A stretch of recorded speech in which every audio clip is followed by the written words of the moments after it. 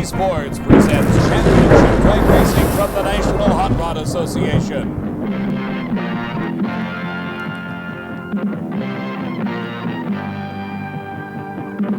The 1980 U.S. Nationals. Brought to you by Goodyear Arriva, a steel-belted radial so new, even its footprint tells you it's different. And by Fram, makers of oil, air, and fuel filters, windshield wipers, and Autolite spark plugs. And by Suzuki Motorcycles. When it comes to all-around performance, nobody outperforms Suzuki.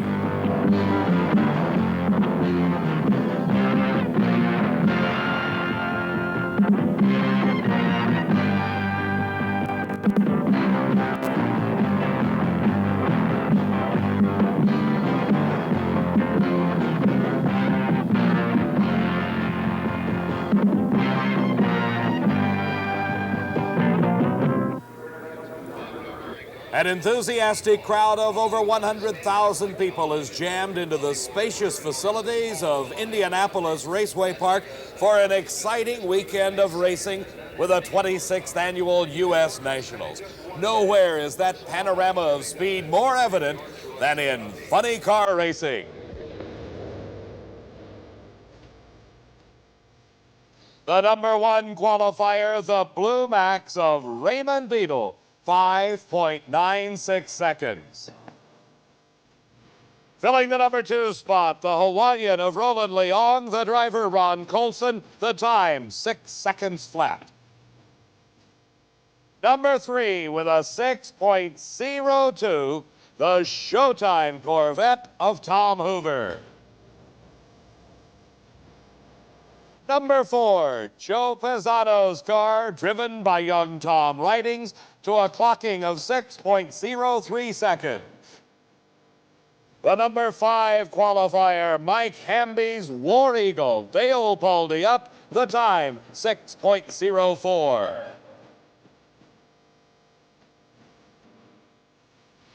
As incredible as the times for the first 5 drivers are in Funny Car Eliminator, let's look at the rest of the field.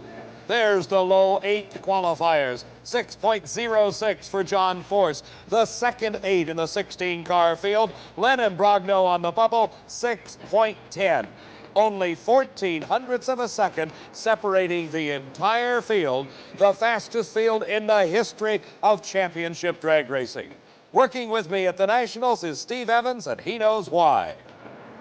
Dave, there are funny car races all over this country where low ET of the event wouldn't even qualify here this weekend at the U.S. Nationals. We asked some of the funny car drivers why this is the quickest field in history. I just think the funny cars have stayed on top of their stuff a lot better than a lot of the other cars, and that way they've progressed a lot more. But the track is excellent. I think we would have probably even seen a few quicker times if the temperature had been a little bit cooler. Well, they really take care of the racetrack here. I mean, it's the smoothest racetrack in the United States, there's no doubt, all the way to the finish line.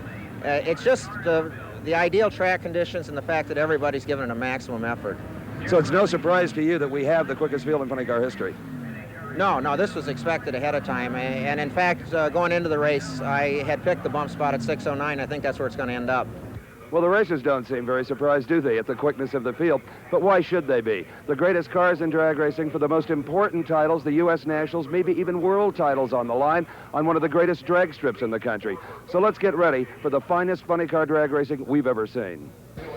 We're ready, Steve. Hello, everybody. I'm Dave McClelland, and we'll be back with the start of funny car racing at the U.S. Nationals in just a moment.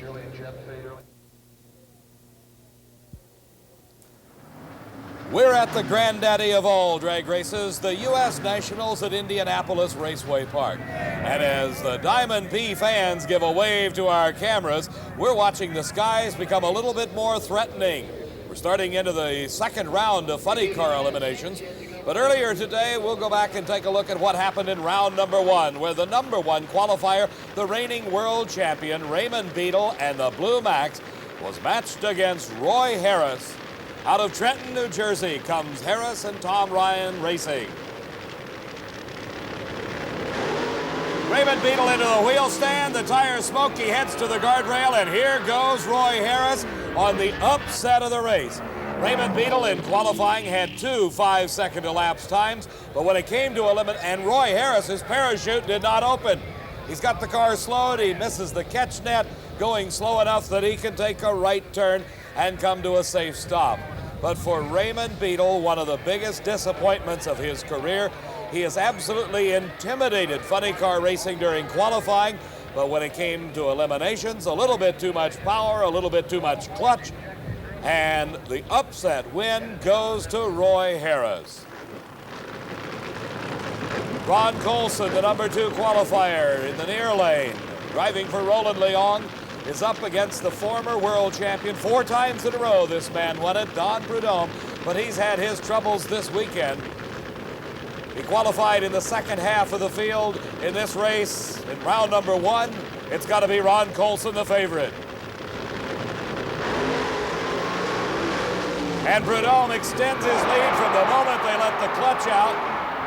And it is a big win for Don Prudhomme at 6.13 seconds to a very slow 7:07 for Ron Colson. As we watch, we see nothing obviously wrong, but something must have been the matter with Ron Colson's car because it just did not produce the power. With Don Prudhomme, let's join Steve Evans. I never thought I'd come down here to the Snake and Victory and say, what an upset. Yeah, kid, this whole race is an upset. Beadle went out first round. I beat just the Hawaiian. You just never know about drag racing, do you? And Billy Meyer, I think you race him next round? Fine. You both ran 6:13, so we'll have to go to the tower, I guess, and find out what the next digit is. Yeah, he'll be tough. He'll be tough. Okay, congratulations. It's been a tough weekend, huh? You bet, Steve. Thank you. Okay, Don Prudhomme, who early in the going of this race didn't even have his cars. It was broken down in its truck in Tulsa, Oklahoma. He spent 2 fidgety days with no race car to drive. And here he goes into round number 2 with the Blue Max out. And Steve, with a 6.13 second elapsed time, he is certainly right up there with everybody now. Don Prudhomme back on his game. Still in the first round of racing, Tim Gross from St. Joseph, Michigan, up against Dale Puldy. Puldy driving the War Eagle. One of those top 5 qualifiers is Puldy in the near lane, but the win goes to Tim Gross as we find the top qualifiers falling very quickly in round number 1 racing. Watching again, Tim Gross leaving the starting line right side by side with Dale Puldy. Puldy, the lower qualifier, has to be considered the favorite, but as we've seen already, favorites mean nothing here at the Nationals as Tim Gross takes the big first round win. Walking over is Puldy shaking hands with Tim Gross. And I'm sure Dale Puldy very dejected as we head into the second round of racing. We'll take a look at some of the drivers. Here's Roy Harris. This is Tim Gross, the man we just saw win the race in round number 1. Ed the Ace McCullough. From Sanger, California. From Phoenix, Arizona, Trip Shoemake. Billy Meyer calls Waco, Texas home. Don Prudhomme, the 4-time world champion, many-time Nationals champion. Tom Ridings driving Joe Pisano's car. And Len Imbrogno, the number 16 qualifier. This is round number 2, and it is Roy Harris against Tim Gross. Harris in the far lane. This is Gross. We saw earlier this season on our Diamond P coverage of the Spring Nationals when Tim Gross had a horrifying crash, and he's certainly got to be considered for the comeback driver of the year. Roy Harris driving for Tom Ryan. With the wheels in the air goes Roy Harris. He's next to the guardrail. Tim Gross is somewhat out of control, but Roy Harris recovers first and takes the win. A relatively slow 6.31 seconds, but the time means nothing as the all-important win light comes on for Roy Harris. As we watch once again, you see the wheels in the air for Roy Harris. And once again, he gets very close to that guardrail. Close to the center line is Tim Gross. Tim having to back out of it. I'm sure some memories of that horrible crash at Columbus earlier this year were in Tim Gross's mind when he had to back out. This is Tim Gross coming out of his car on the return road, out the escape hatch, and just a little bit dejected. With the winner, let's join Steve. Well, here's Roy Harris, who had the seemingly impossible task of getting around the Blue Max. You did that, and that's 2 down now. Well, 2 more. Okay. You look like you got awful close to the guardrail. Were you concerned about that? I couldn't see it. The car was shaking so bad I didn't know I was that close to it. So it blurs your vision that badly? Oh yeah, I knew it was over there, but I didn't feel it hit anything, so I kept going because I couldn't see him. That's what I was looking for. So. This is Ed the Ace McCullough driving for the Super Shops. Ed had raced Tom Hoover in round number 1, one of the low qualifiers. Hoover went out with a broken transmission, was unable to complete the run, and McCullough had an easy go of it. This is Johnny Loper's car from Phoenix, driven by Trip Shoemake. 2 of the best of the Western funny cars.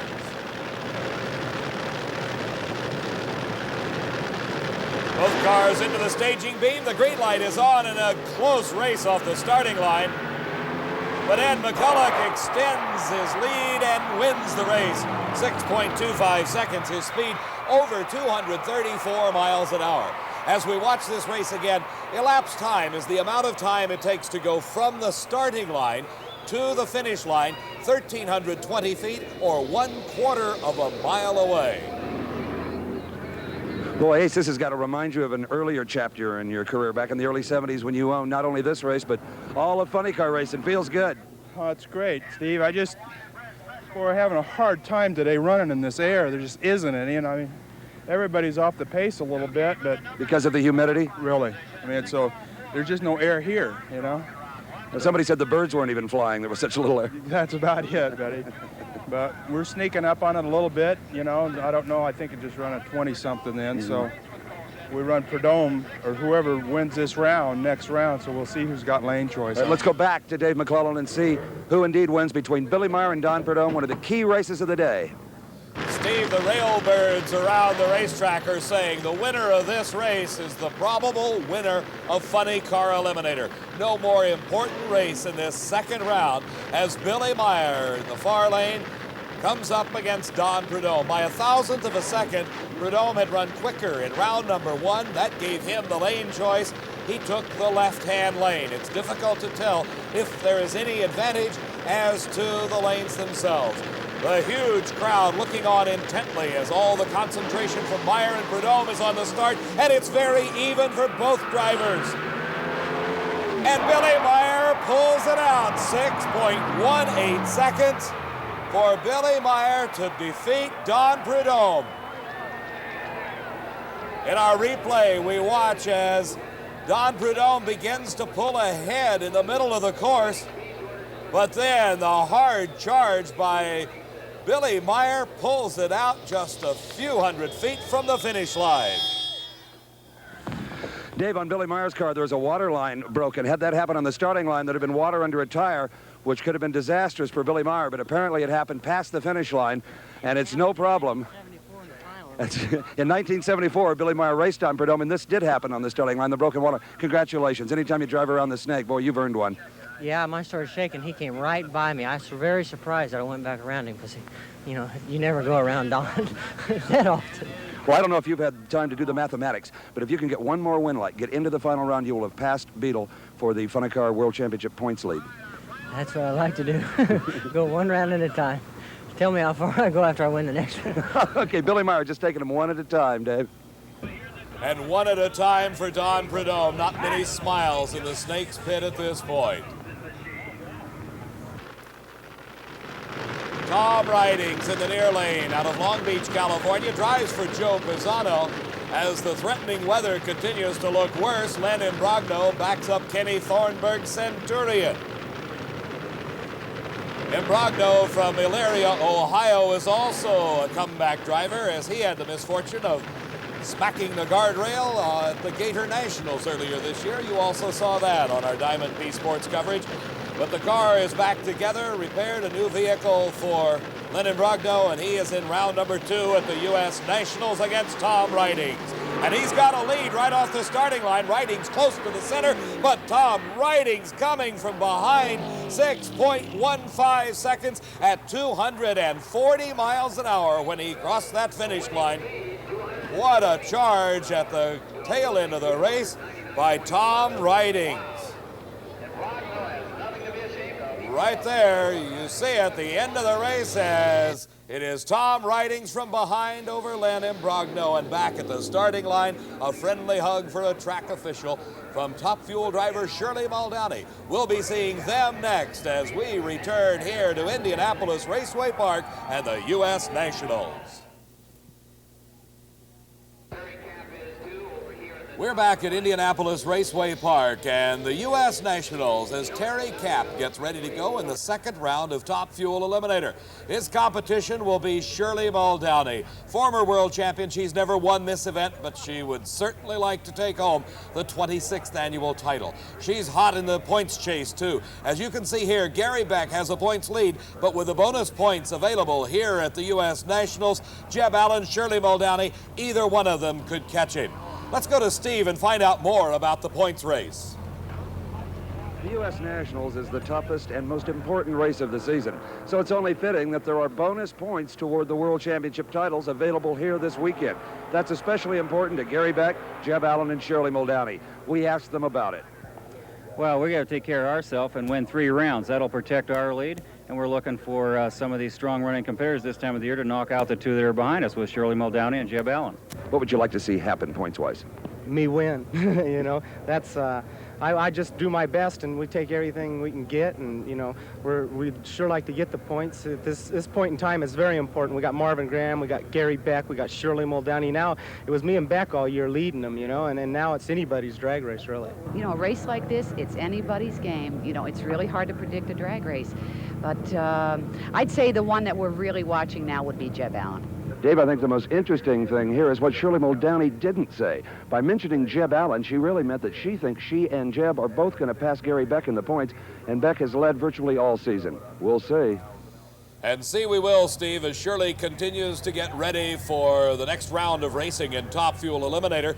It gives us a chance to go back and take a look at some of the action in the earlier rounds.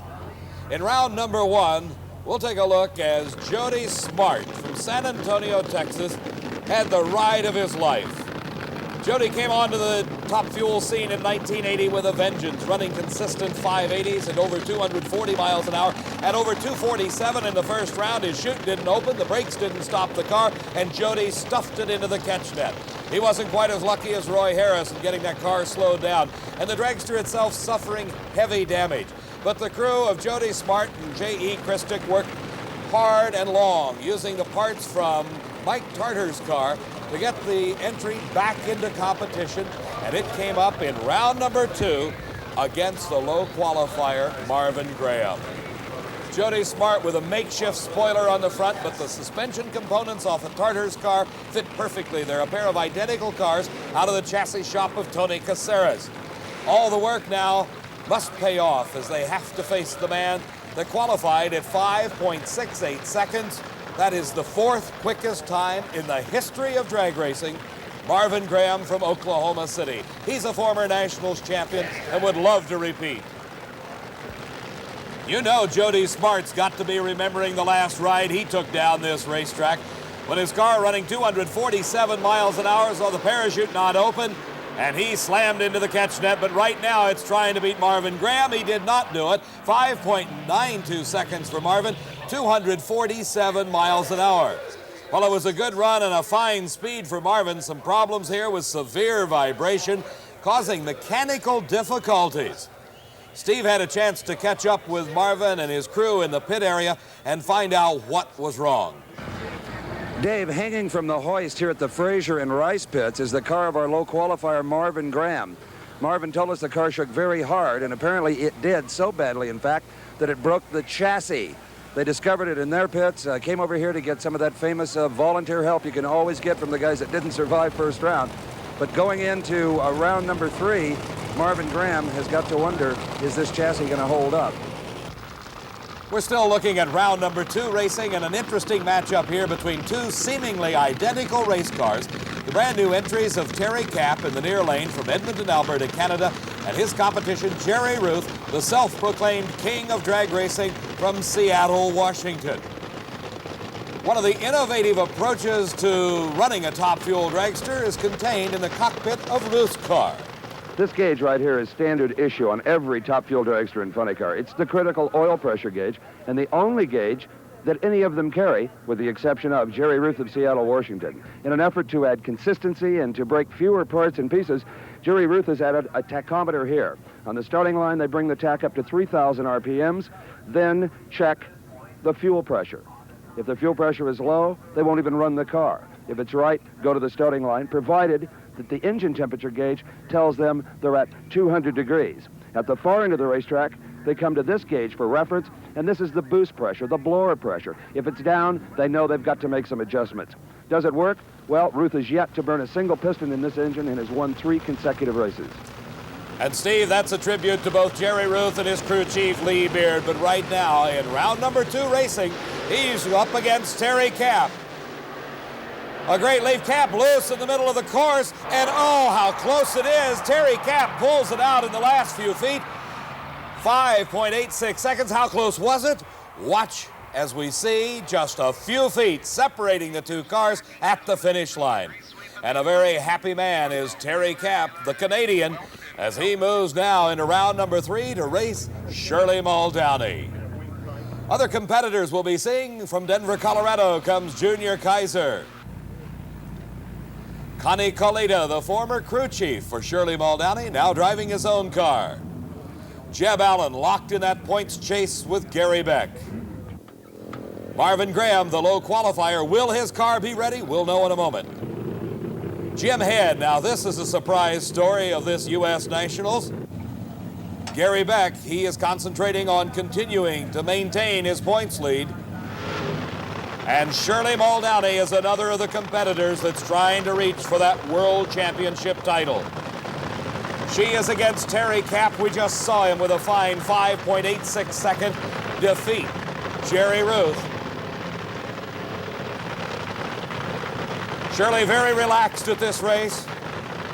She has been running exceptionally well. Buster Couch, the chief starter, going over saying to Terry Kapp, everything's okay, bring it to the starting line. All eyes on the electronic starting device known as the Christmas tree, and Shirley Muldowney red lights by just a few thousandths of a second. She runs the car very hard to the finish line. Terry Kapp, the winner, he just coasts it through as we see here. Shirley leaves early, no question about it. And Steve, did she know if she red lighted? I love those guys. Never know. Shirley Muldowney's reflex. Steve. You ran a 5.86, Shirley Muldowney. Did you know that you red lighted? No, I didn't. Yeah, you red lighted, babe. I'm sorry to be the one to tell you that. Guess that's how it works, doesn't it?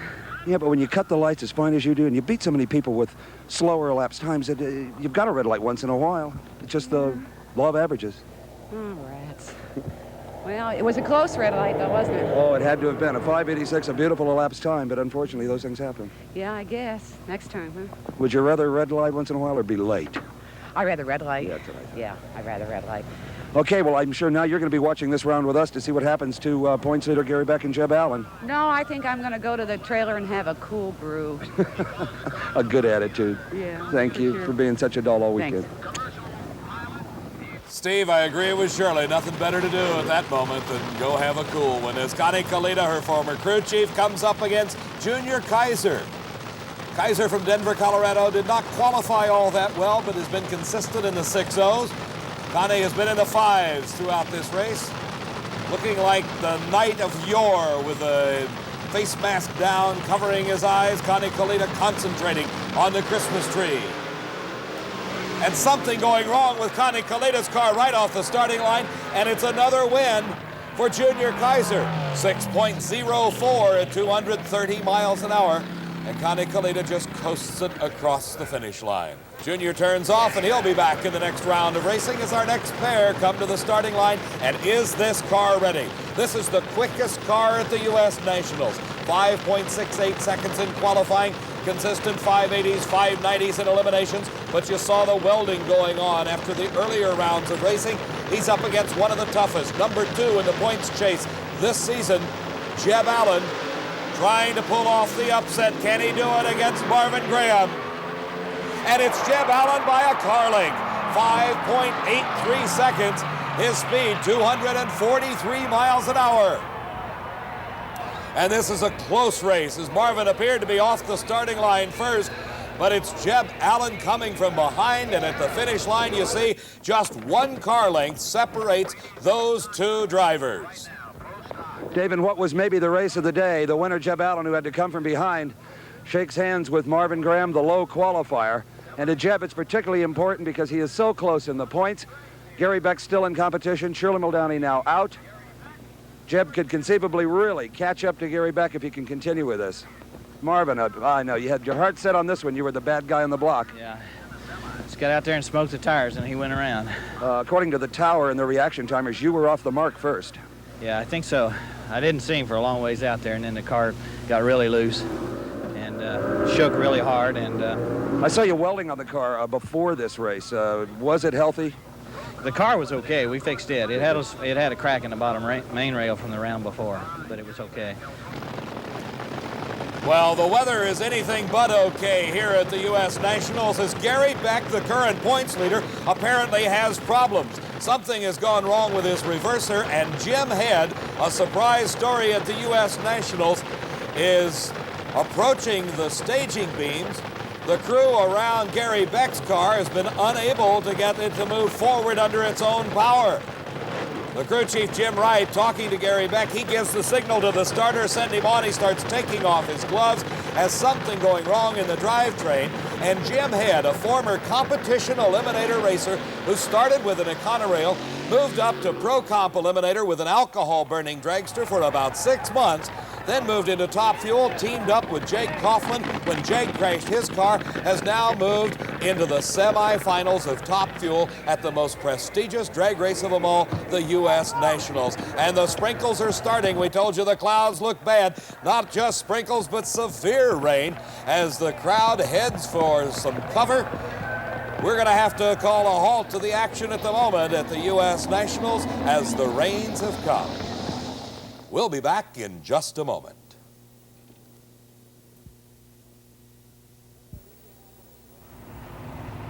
We're at Indianapolis Raceway Park. I'm Dave McClelland along with Steve Evans, and the rains have caused a one-day delay in the completion of eliminations of the 26th annual running of the U.S. Nationals, the biggest drag race anywhere in the world. We're ready to go into the semifinals of Pro Stock. Here is the low qualifier and the defending world champion, Bob Glidden. This is Frank Iaconio from Totowa, New Jersey. Lee Shepard hails from Arlington, Texas.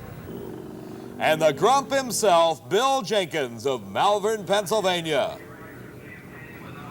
Our first pair, the classic Ford versus Chevrolet matchup, the Ford Fairmont of Bob Glidden against Frank Iaconio in the Chevrolet Camaro.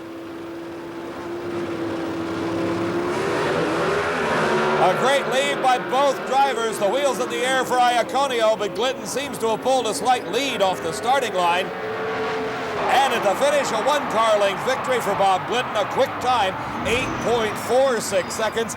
These cars running on gasoline, limited to 2 4-barrel carburetors, and utilizing a stock production line type automobile with lots of modifications, the factory hot rods. 2 of the best Chevrolets in the business. Lee Shepard in the near lane. In the far lane, Bill Jenkins. And Shepard pulls a bit of a lead off the starting line over the Grump. And once again, it'll be Lee Shepard against Bob Glidden in the final. Before we get to the semifinals of Top Fuel and Funny Car, let's take a look at the winners of other categories in competition here at the Nationals. In Stock Eliminator, Ray Cook defeated Al Provost. The Super Stock champion is Jim Baburka as he defeated Phil Zubka. Modified Eliminator, Crawford Benham took his first ever national win over Ron Anderson. Competition Eliminator, Dick Hickernell defeated Jeff Leininger. And in Pro Comp Eliminator, Billy Williams won his second U.S. Nationals title in a row, defeating Darrell Gwynn. In Top Fuel Motorcycle, the awesome Bo O'Brocta defeated Larry McBride. Before we go back into professional racing, let's take a close-up look at the Pro Stock points chase. Dave, here are the players in the greatest single-season rivalry in the history of drag racing, especially in pro stock, Lee Shepherd and Bob Glidden. You guys have raced each other every major event this year. What's the score? How many have you won? We've won 5 so far. And that leaves you with? Only 2. Yeah, but you've done very well in the regional trail. What happens if you win here today? Well, it'll still go down to the last race. As far as the World Championship? Right. But you'd come away with a pretty good lead. Yeah, we'd be in a lot better shape than we are right now. What happens if you win, Bob? Well, if we could win this particular run, we'd leave here with about a 200-point lead. You know, I've seen you guys at the head of the lanes just like this quite a few times this year. You're usually kidding each other, joking around. You're deadly serious today. This is a very important race for both of us. Lee and his guys don't want to lose the lead, and we very much want to gain the lead. Meanwhile, back on the starting line, the Pioneer Super Tuner Award going to Ray Beadle and his crew of Dale Emery, Waterbed Fred Miller, and Dee Gant.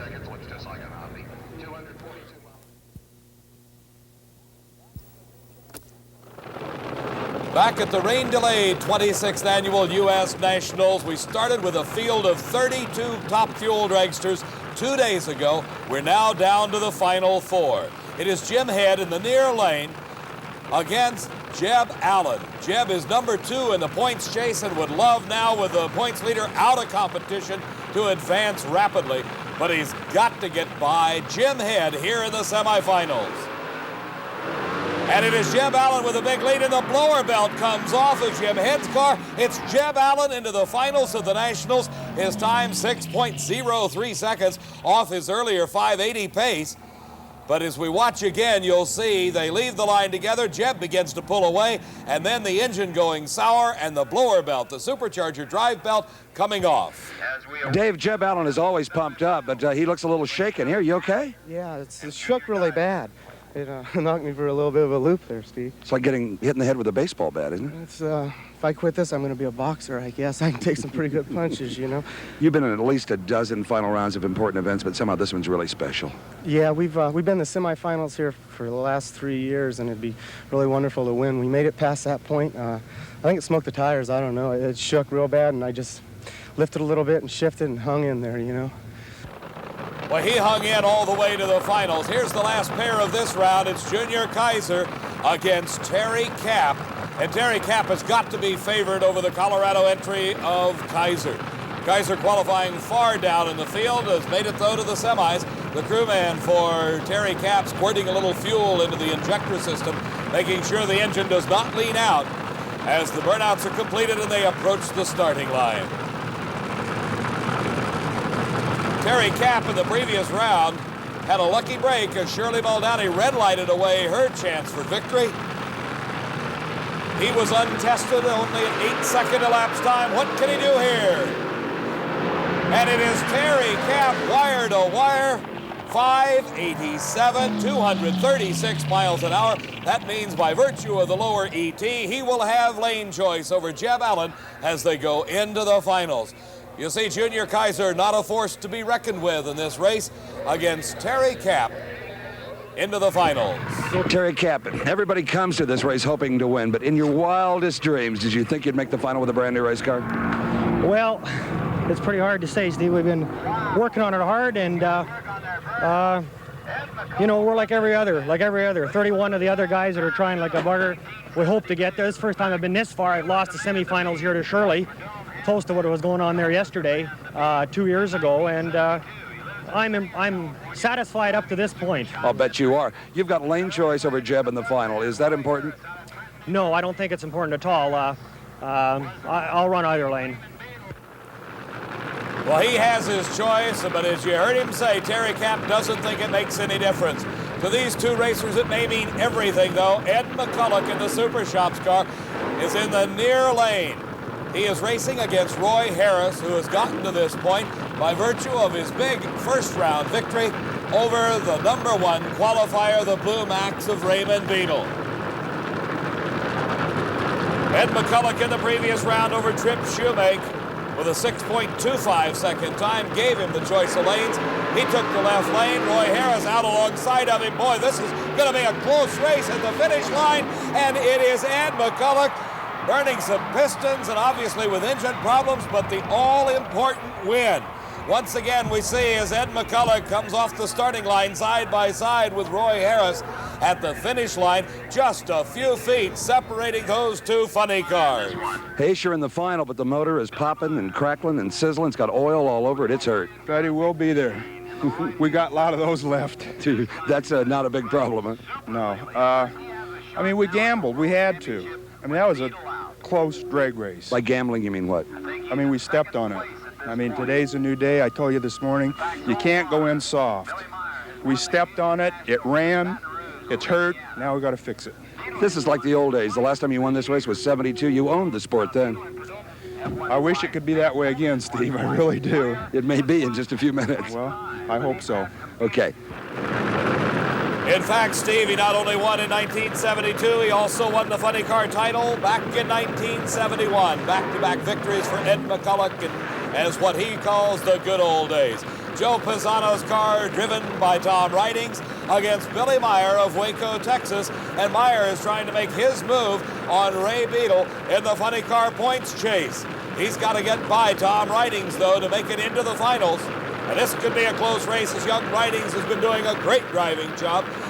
A fine crowd on hand considering the one-day delay, and up in smoke goes Billy Meyer. He gets back on the throttle, but Tom Ridings is not to be headed, and look at the time. 6.12 seconds, his speed over 236 miles an hour.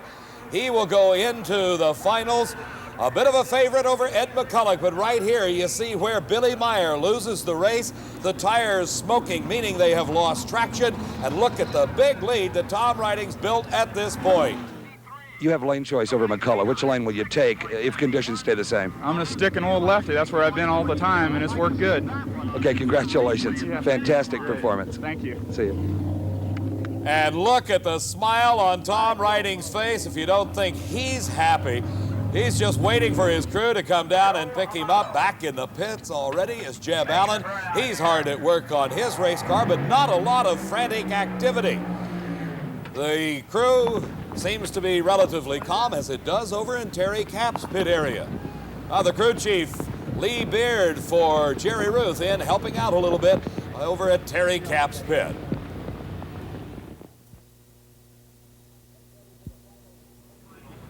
Getting ready for the finals in Funny Car Eliminator, the work in the Tom Ridings pit area is somewhat subdued. But I'm certain that the action is much faster over at Ed the Ace McCulloch's pits. Steve, what's going on? In the drag racing vernacular, Dave, this is known as a thrash. Whipping a motor together in just a few minutes to come back for a final round. Bernie Lewis, crew chief on this car, what's going on? Well, we burned a few pistons that time because we had a lane condition. Weather changed on us, but I think we can straighten it out. And we're looking good right now. We just got a few parts to clean up and ready for another one. Ridings is one tough customer today. They're running awful good, but it's close. There's only 700 difference, and I think we can pick up a 10th. He has lane choice. Is that a factor? No, not at this racetrack. Not now. We'll be fine. That other lane is just fine. We ran our best DT in that lane, so we're looking forward to it. This is a dream come true for you, even as a crew chief. Absolutely. U.S. Nationals is something everybody wants to win. Thanks, Bertie. Thank you. While the work goes on in the Ed McCulloch pit area on the starting line, it is Pro Stock Eliminator Final. Once again, they meet in the last round. Carrying the big number one, the defending world champion Bob Glidden up against Lee Shepard. And it's a red light for Bob Glidden and a very happy crew member of Lee Shepard's crew. And it is Lee Shepard, your U.S. Nationals champion, 8.51 seconds, 160 miles an hour. But the story's on the starting line where Bob Glidden left just a little too early, and the big red bulb is glowing. David, what you're looking at is undoubtedly the 1980 world champion in Pro Stock Eliminator, but most importantly right now the U.S. Nationals champ. Glidden red lighted. Thanks, Steve. I didn't know that till about 15 seconds ago. Oh, you thought you lost? Yeah, I thought I got a good light. I didn't see how he could leave that, that quick. I didn't see the red light, no. You have left on him and beat him with slow ETs a couple of times this year. I think that put extra pressure on him, don't you, to leave on time? Well, I guess it did. All the work is over for our funny car racers. Joe Pisano's car, driven by young Tom Ridings. He's 25 years old and a college student during the week. Ed the Ace McCulloch from Sanger, California, a professional drag racer through and through, but he also owns an industrial steel business and races on the weekends. McCulloch has been a two-time champion at this U.S. Nationals, but that was a long time ago. The final two cars out of 16, the quickest field in the history of drag racing. Finally settling it out between these two, Ed McCulloch and Tom Ridings, in the finals at the U.S. Nationals at Indy. And a bit of a hole shot, it appears, for Ed McCulloch. And unless something goes wrong, Ed McCulloch wins it. 6.27 seconds at 231 miles an hour. And they may have lost another engine, but I will assure you they don't care at this point. A big lead right off the starting line for McCulloch, and Tom Ridings tries as he can, but was unable to make up the difference. Dave, this is Bernie Lewis, the young crew chief on this car who formerly worked for Gary Back. Before that, the Englishman Clive Skelton, one of the hardest working young men in this sport. And as we've seen between rounds, it is a thrash. Physically exhausting and even punishing to the driver. Now they got a little champagne here. That's expired. I'm going to open it with a pair of pliers. So Bernie Lewis is going to personally handle the victory celebration down here. Jerry Verhill, the crew chief on the Gordy Bond and Pacemaker car, pitched in today to race with this old pal, the Ace. Bernie Lewis taking a giant swig of the bubbly, and Ed the Ace McCulloch celebrating along with his crew, all of them from California. And Tom Ridings, runner-up here at this event, who was just, I think, tickled to be in the final round, and a fine sportsman himself. Joe Paisano, the car owner of the runner-up machine, congratulating the Ace, who's been a good friend for a lot of years. I don't think I've ever seen even the runners-up as happy as they are down here today. Just incredible.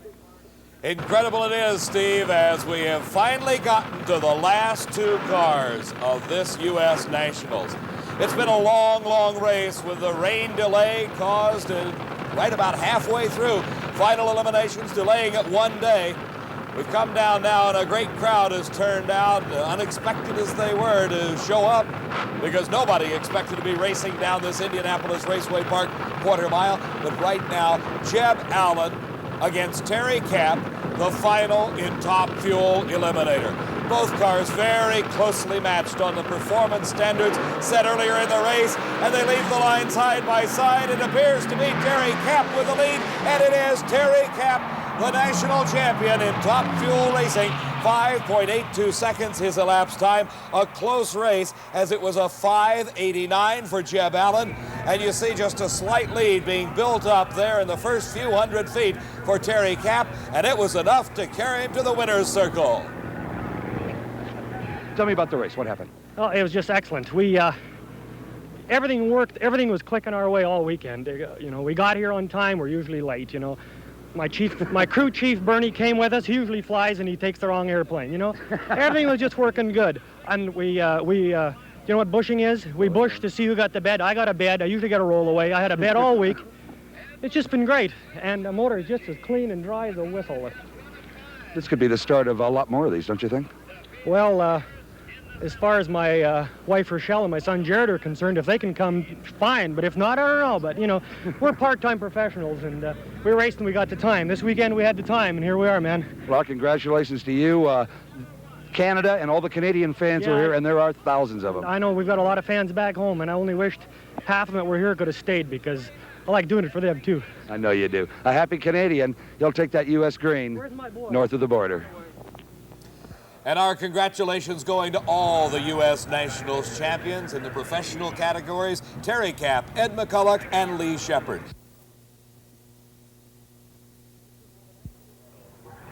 Even with an extra day of competition caused by the rainout, the U.S. Nationals has been a roaring success. Steve, what's your observations? David, the U.S. Nationals, as always, lived up to its advance billing. The superstars, they did well in qualifying, but in eliminations, some shining new faces living up to even more than their own expectations. The quickest funny car field in history, our first Canadian Top Fuel winner at a national event since 1973, Glidden and Shepard continuing their intense rivalry. But most of all, I think, in 6 days, 1,000 entries made 7,000 runs down the quarter mile, and no one got as much as a Band-Aid. An impressive statistic indeed, Steve. This 26th annual U.S. Nationals is what drag racing is all about. Incredible performances highlighted by the quickest funny car field in history, the drama and hard work that goes on in the pit area, and of course the continuing story of the World Championship Series points chase. From Indianapolis Raceway Park, for Steve Evans, this is Dave McClellan saying so long for now. Coverage of the 1980 National Hot Rod Association U.S. Nationals is a presentation of Diamond P Sports.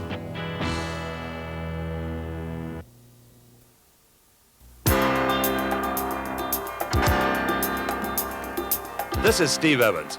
The Diamond P Video Library is your source for the excitement and emotions of America.